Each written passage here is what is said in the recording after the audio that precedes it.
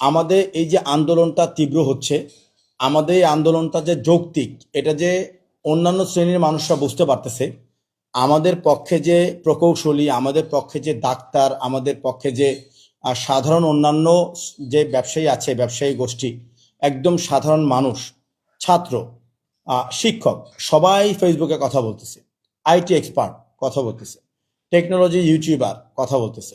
এইটাকে দমানোর জন্য একই মুরগি বারবার জবাই করা হচ্ছে। তারা যে আবার আজকে লিখলো কোন লজিকে, এইটা তো তারা জানাই দিছে আজ থেকেও আরো মানে 7 দিন 10 দিন আগে, এটা তো সবাই জানে। তারা কাস্টমস ডিউটিতে 25% থেকে যদি 15% কমে যায়, তার মানে কাস্টমস ডিউটি 60% কমে গেছে। কিন্তু কাস্টমস ডিউটির 25%-এর সাথে আর যে সেক্টরগুলো যোগ হয়ে 59% হয়, সেগুলো হুবহু আগের জায়গায় আছে।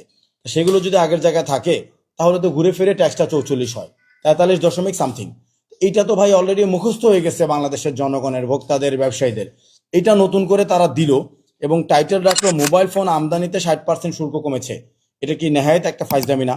তারা বলতে পারে মোবাইল ফোন আমদানিতে 15% শুল্ক কমেছে, 60% বলা, এরকম একটা মক করা সরাসরি রাজস্ব বোর্ডের কাছ থেকে আশা করা যায়?